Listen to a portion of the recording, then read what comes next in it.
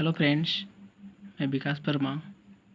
आज के टॉपिक में टेंस है पास्ट कॉन्टिन्यूअस टेंस।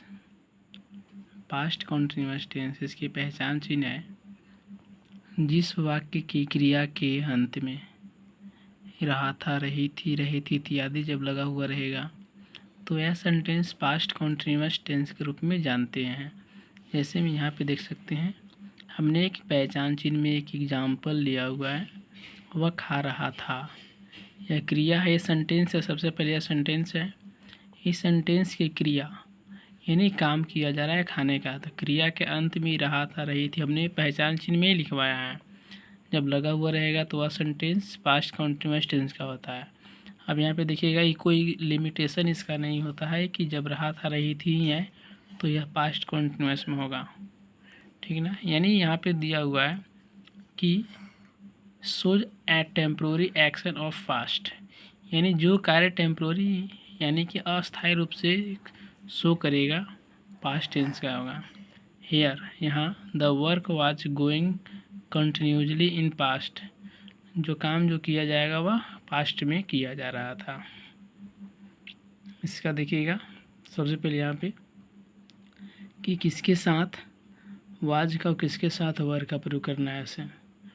तो जब मेरा ही, सी, इट और नेम सिंगुलर, नेम जो है सिंगुलर जब रहेगा तो उसमें आई होता है और आई के साथ वाज का प्रयोग करना है। वाज का प्रयोग इतना, यानी कि थर्ड एंड फर्स्ट पर्सन के सिंगुलर नंबर के साथ में वाज का प्रयोग किया जाएगा। You, we, they, plural name, यानी जब एक से अधिक नाम रहेगा तो वह उसके साथ वर्ग का प्रयोग किया जाएगा। यहाँ पर स्ट्रक्चर दिया हुआ है, सब्जेक्ट प्लस वाज या वर्ग प्लस बिफोर प्लस ऑब्जेक्ट। यहाँ पे वाज या वर्ग का प्रयोग करना है, तो ये दोनों में से कोई एक लगाने के लिए मुझे इस सब्जेक्ट का ज्ञान होना चाहिए। अगर इस सब्जेक्ट को हम अच्छा से देख लेंगे तो ये दोनों में से कोई एक हम हेल्पिंग वर्ब का प्रयोग कर सकते हैं। जैसे में हमने यहाँ पे एक एग्जाम्पल लिया है कि राम पत्र लिख रहा था। अब यहाँ पे तो वाज या वर्ग का प्रयोग लिखने के लिए मुझे इस सब्जेक्ट का पता होना चाहिए। यहाँ पे सब्जेक्ट राम है, नाम राम जो है वह सिंगुलर नेम है, तो हमने यहाँ पे बताया कि जब सिंगुलर नेम रहेगा तो उसके साथ वाज का प्रयोग करेंगे। तो यहाँ पे राम एक नाम है, सिंगुलर नेम है, तो राम के साथ वाज होगा। अब वाज या वर्ग के प्रयोग करने के बाद बिफोर बोलता है, यानी कि वर्ब के साथ आईएनजी जब लगाते हैं तो वह सेंटेंस बिफोर होता है। तो राइट के साथ आईएनजी हमने लिखा। अब क्या लिख रहा है, एक लेटर, तो अ लेटर। इस तरह से अफर्मेटिव सेंटेंस बनेगा। नेगेटिव में दिया हुआ है,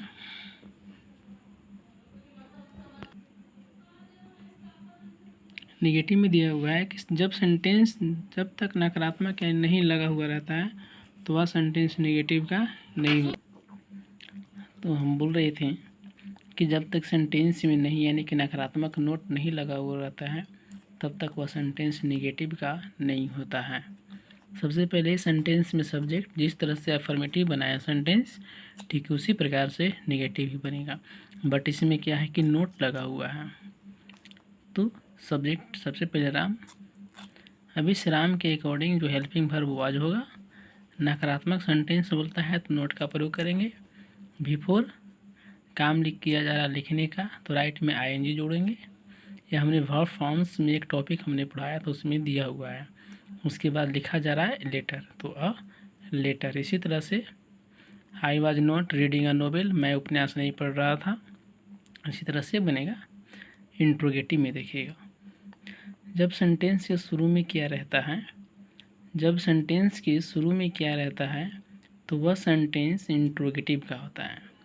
और जब सेंटेंस इंट्रोगेटिव में है तो सबसे पहले हेल्पिंग वर्ब से प्रयोग करते हैं। तो हेल्पिंग वर्ब दोनों में से जब भी कोई एक लगाएंगे तो मुझे दोनों में से कोई एक लगाने के लिए मुझे सब्जेक्ट का ज्ञान होना चाहिए। तो जब तक सेंटेंस में सब्जेक्ट का ज्ञान नहीं रहेगा तब तक सेंटेंस में हम वाज या वर्ब का प्रयोग नहीं कर सकते हैं। इस सेंटेंस में सब्जेक्ट जो है राम, इस राम हमने नाम लिखा, नाम जो है सिंगुलर है और इस सिंगुलर नेम के साथ वाज का प्रयोग किया जाएगा। उसका बिफोर राइटिंग अ लेटर।